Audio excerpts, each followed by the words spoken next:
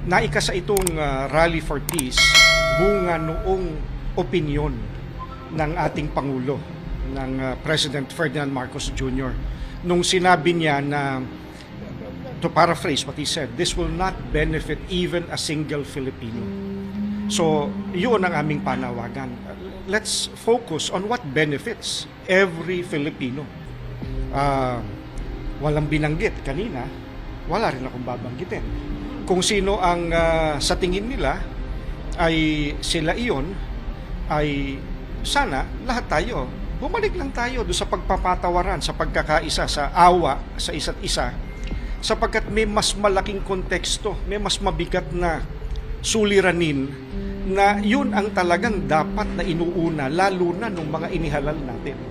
Ngayon, kung sino man yung sa paligay niya, natamaan siya, gaya nung narinig natin kanina mula sa Biblia, magpatawaran tayo.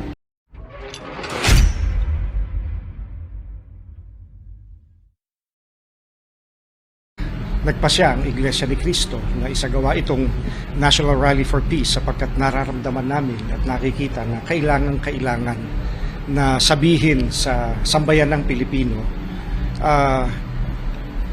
pabalikin natin sa kapayapaan, papanumbalikin natin ang pagkakaisa sapagkat malala ang mga suliranin ng ating bansa at binabalik-balikan namin yung sinabi ng ating Pangulo na yun ang unahin sapagkat pagka yung nais ng iba ang ating inuna ay walang makikinabang kahit isang Pilipino ayon sa kanya. Kami naman ay mga mamamayan din gaya ninyo, kaya nararamdaman namin yung nararamdaman ng marami sa ating mga kababayan, lalo pa yung mga mahihirap, para mabalik sa kanilang atensyon ng paglilingkod ng mga inihalal natin. Isipin yung kapakanan nila, balik tayo doon sa kapayapaan, magkaisa tayong lahat. Tutukan muna ng mga inihalal yung kanilang gampanin bago ang iba pang bagay. Naikasa itong Rally for Peace bunga noong opinyon ng ating Pangulo, ng President Ferdinand Marcos Jr. Nung sinabi niya na, to paraphrase what he said, this will not benefit even a single Filipino. So, yun ang aming panawagan. Let's focus on what benefits every Filipino. Walang binanggit kanina, wala rin akong babanggitin. Kung sino ang sa tingin nila ay sila iyon, ay sana lahat tayo, bumalik lang tayo doon sa pagpapatawaran, sa pagkakaisa, sa awa sa isa't isa, sapagkat may mas malaking konteksto, may mas mabigat na suliranin na yun ang talagang dapat na inuuna, lalo na nung mga inihalal natin. Ngayon, kung sino man yung sa paligay niya, natamaan siya, gaya nung narinig natin kanina mula sa Biblia, magpatawaran tayo. Palagay ko, kung nandito yung mga nagsabi noon at napakinggan nila yung mga narinig kanina, makikita nila na hindi yun ang layunin. Hindi yun ang hangad ng Iglesia ni Cristo. Ang hangad ng Iglesia ni Cristo, na baka nalilimutan ng iba sa dami ng ingay sa paligid, magkaisa tayo, magkaroon tayo ng kapayapaan, sapagkat pag hindi tayo nagkaisa at walang kapayapaan, yung mga problema natin ngayon sa halip na malunasan ay lalong lalala, lalong tatagal. Kailangan na malunasan yung mabibigat na problema. Kahit yung hindi naman po, sapagkat sa ilang mga pagkakataon sa nakaraan, pagka kinakailangang magsalita ang Iglesia, alang-alang sa kapakanan po ng ating mga kababayan, ginagawa naman po ng Iglesia ni Cristo. It's not in support of this or that candidate, this or that political party. It's basically in support of what the President himself said. When he was interviewed, no one was asking whether what he was saying was a political statement. I mean, people took what he said at face value. We're hoping that in echoing what he himself said, people will also accept it at face value. He said it's, if I remember correctly, when he was describing what was happening, it's a tempest in a teacup, if I'm not mistaken. That's what he said. Storm in a teacup. Oh, storm in the teacup, yes. So, what does that mean? It's such a little thing. It doesn't have to be blown up beyond what it is, which is nothing really. We're hoping to call on everyone. Oh, wala naman pala yun eh. E di, pumayapa na tayo. Pumayapa tayo, bigyan natin sila ng chance na trabahuhin yung talagang trabaho nila, mandato nila yun, nung inihalal. Silang lahat. Wala kaming binapangalanan na this or that person, masama, mabuti, whatever. No. Ang sinasabi lang namin, nasa iisang bansa tayo. If we do not unite, if there is no peace, wala naman tayong pwedeng sabihin, o sige, meron pang ekstrang Pilipinas, lumipat doon yung kalahati ng bayan natin or whoever. Ito na yun eh. Magkaisa tayo. Basically, now whether people are going to say that's a political statement or not, it's a question of perspective perhaps. It's a question of opinion. Basta sa amin, hindi siya political. It's very practical. Magpatawaran tayo, magkaisa tayo, magkaroon tayo ng kapayapaan. It takes work. But if we're all willing to go back to those basic principles, decency, in our relationship with each other, peace in our relationship with each other, hopefully things are going to get better. I really cannot guess how the members or the leadership of the INC would deal with someone or anyone who would feel that way or do what you just described. Let's just leave it at this. Nanawagan ng Iglesia ni Cristo na magkaroon ng kapayapaan kahit na ang dating niya parang siramplaka na sa inyo. Nananawagan kami ng kapayapaan dahil sa yun ang naririnig namin kahit sa hindi namin miyembro eh.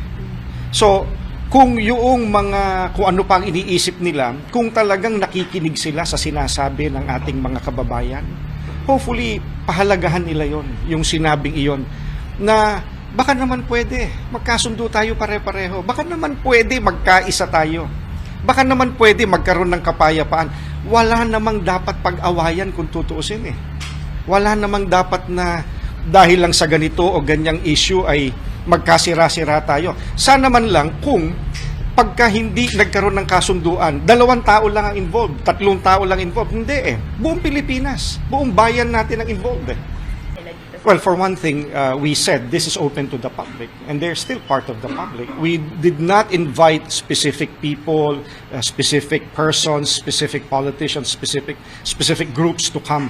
No, we just said this is open to everyone who believes in what we are going to be saying to the public, which is, let's unite again, let's have peace. Siguro magandang i-address natin yon. The Iglesia ni Cristo has never endorsed anyone. When we unite to vote, kami-kami lang ang nag-uusap eh. We don't really involve those outside the Iglesia ni Cristo anyway. So, it doesn't really affect anyone. Kami-kami lang ang nag-uusap. Kung napansin ng mga sumubaybay kanina, merong isa tayong nagsalita na abogado rin naman siya, na sinasabi niya, basically, to paraphrase what he said, para magkaroon ng kapayapaan, kinakailangan na ipatupad ang batas. Kung walang batas, walang kapayapaan. O kung may batas man pero hindi ipinatutupad yung sinasabi ng batas, hindi pa rin magkakaroon ng kapayapaan. So, kami, gaya nung narinig kanina sa panawagan, sa entablado, sa stage, kung ano yung sinasabi ng batas, sige, bakit naman hindi? Pero kung hindi nasusunod yung sinasabi ng batas, sana yung mga nakakaintindi, step back. Diba? Baka nalalabag na natin na hindi natin namamalayan. Kasi nga, ang starting point ay yung sinabi ng presidente mismo natin. No, so, since doon nagsimula ang lahat, kinakailangan ilagay natin sa konteksto yung pag-uusap. So, is it not possible to just pray for peace, period, without the political context? Well, again, no, not again. Yes, we do pray for peace every time we congregate. That's part of the prayer of the Iglesia ni Cristo. This time around, we felt that it's needed to call the attention of people. Why did I use the word again kanina in answering you?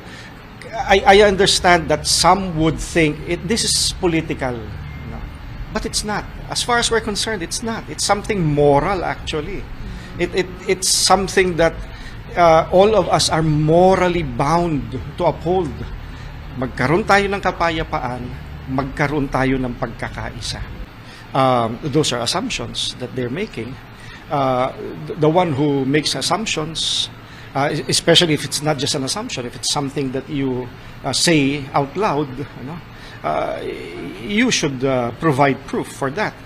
Until wala pa naman, ay dapat sana ay neutral pa tayo. Hintayin natin ang resulta, di ba? Kung napansin nga ninyo, yung huling verse kanina sa Biblia, sapagkat kung hindi napanood nung makakapanood nitong mga interview ito, yung kaninang sinabi roon, ay mismong ang Panginoong Sokristo. I need to go back to Him because you're talking to us and we are a religion.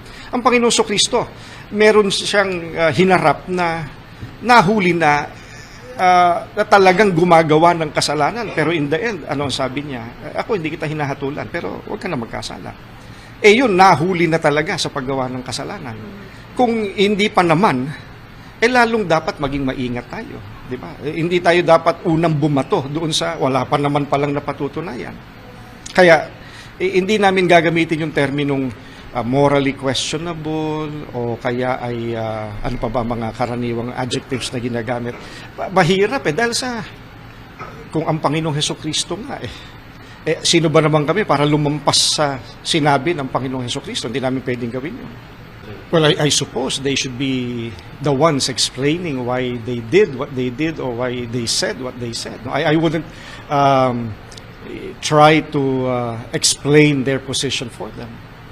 Well, Can you bring us into the faith of the INC member? yeah. We have to go back to what the Bible says. And what does the Bible say? If you listen to what we were reading from the Bible earlier, yung pagkakaisa ay mabuti sa paningin ng Panginoong Diyos. So that would be moral. Pag walang pagkakaisa, ang sabi ng Panginoong Hesukristo mismo, ang kahariang nagkakabahabahagi, nagkakawatak-watak So imagine, si Kristo na nagsasabi nun. Kung i-apply natin yun sa bansa natin, pagka pinayagan nating magkawatak-watak tayo dahil sa walang pagkakaisa, ano ang mga adjectives na synonym ng pagkakawatak-watak? Masisira tayo. So if people watching this interview, if they say, I believe in Christ, I believe in what the Bible says, then there's no reason for any of us to doubt what Christ said. Na pagka ang isang kaharian ay walang pagkakaisa, and I'm paraphrasing what the Bible says, pagka walang pagkakaisa, magkakawatak-watak, katumbas no masisira, that's gospel. Well, ano ang ibig nilang sabihin do sa salitang hakot? Kasi maraming pwedeng definition ng salitang hakot. Ang mga kapatid namin ay talagang nagpunta rito. Kung papaano man sila nagpunta rito, whether sila ay may dalang sariling sasakyan, kung nagsabay sila, kung nag-arkila sila ng sasakyan para sama-samang pumunta. Hindi naman ang issue paano nakarating. Ang issue ay bakit nagpunta. Ang pinakamahalaga yun bakit ba nagpunta yung mga kapatid namin? Plus yung hindi mga iglesia ni Kristong umaten. Iisa lang ang panawagan Ang panawagan ay napapanahon na ipaalaala sa lahat, napakahalaga, magkaisa tayo, napakahalaga magkaroon tayo ng kapayapaan. Maraming mas mabibigat na problema ang bansa natin. Na pagka hindi tayo nagkaisa, walang kapayapaan, yung mabibigat na problemang iyan, hindi mahaharap. Hindi yun sarili kong pananaw, Yun ay nakabatay pa rin sa sinabi ng ating Pangulo. Di ba? If this pushes through, what did he say? It's going to take up the time of the House, the Senate, different agencies of government. For what? Sabi niya, for what? It's not going to benefit, I'm paraphrasing, it's not going to benefit even a single Filipino. That's him already. He's the chief executive. He must know something that we don't when he said those words. I think it's members. Well, if you noticed kanina, ay pinaliliwanag do sa mga umattend ano yung paninindigan ng Iglesia ni Cristo. So, lagi namang ginagawa namin yun eh. Ang Iglesia nililinaw sa mga miyembro bakit ginagawa ang isang bagay. Beforehand, pagkakaisa, kapayapaan. Alam ng mga kapatid yan sa loob ng Iglesia ni Cristo. Sa loob nila. Oh yes, kasi wala namang magsasabi sa kanila na pag hindi ka pumunta, ay ganito o ganoon. Wala namang ganoon eh. Otherwise, yung mga napuyat dyan at nagutom, yung iba, kung nagutom man, nauhaw, kung meron man, naambunan ng kaunti, nag-uwian na sana. Di ba? Sapagkat nakita naman ninyo, wala namang, no one is going around checking attendance. No one. You came, you stayed. Marami pa nga nasa labas hanggang ngayon eh. So, kung yun ang definition ng salitang hakot, I doubt very much kung yung crowd na nasa labas, they would agree na sila ihinakot.